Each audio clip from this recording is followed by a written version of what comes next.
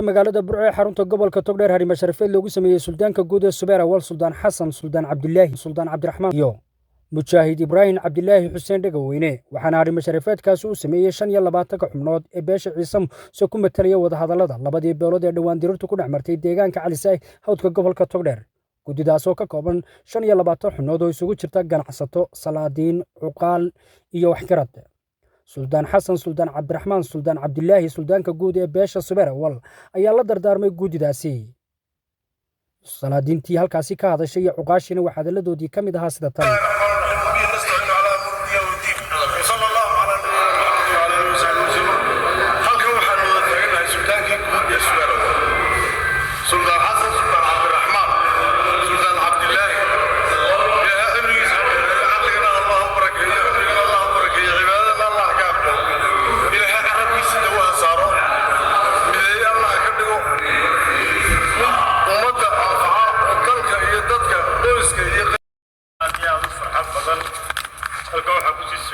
سلطانكي جود باشا عبرول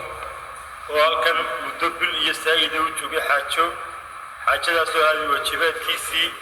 أركا صوها أركي ومركي هرلو كتشري سيد قروح البدن ونبي إلى هاي قدر كيسون نبي يمكن حاجة كسو كنا ندي إنه الشركتون كذا سيتجاه أركا كسو كردي أولي شنيا لبعض الحملات بالسمية ستقفوا شركتون بالسمية سلطانك بود ما تدردارك كيسي هو خبرنا سيدي نبض لوغ الشقين لها نبض الله صحوي لها دردارك ونقلصي دردار بي شاء الله بإذن الله الكريم حاجة دا ونفرننا ونكو شقيننا انتي هراء يا انتي دنبه إله وين واحد كاكاش سايسيو أنا قوكو الله يافقا شنيا لبطنك حقوق حبنوك أفكا شركتونك وحانا عادية مهنقينا سلطانك بودينتي هروك الشقيين نبضينت لبضا برودة ولالها انتي دنبو وشوبي درداركي سمانت انت بإشاء الله بإذن الله الكريم وانو فرنينا إله وين واحد كان وعا مكبرينا مدد لو شوبي ينت دنبو لو سي شوبي دون لبا إنا نبض وارتكو حرنو سلطانكو هذه أدبو ما سيي إلهي كجساي سيو والسلام عليكم ورحمة الله وبركاته. السلام عليكم ورحمة الله وبركاته. waxaa farxad iyo sharaf noo ah in maanta halkan Harima Sharafeed ku wada yeelno suldaanka iyo guud beelaha Subeera wal Suldaan Cabdillaahi Suldaan Xasan Suldaan Cabdillaahi Suldaan Cabdiraxmaan iyo Mujaahid Ibraahim Dhagaweyne iyo Suldaan Maxamed Suldaan Axmed Sheekh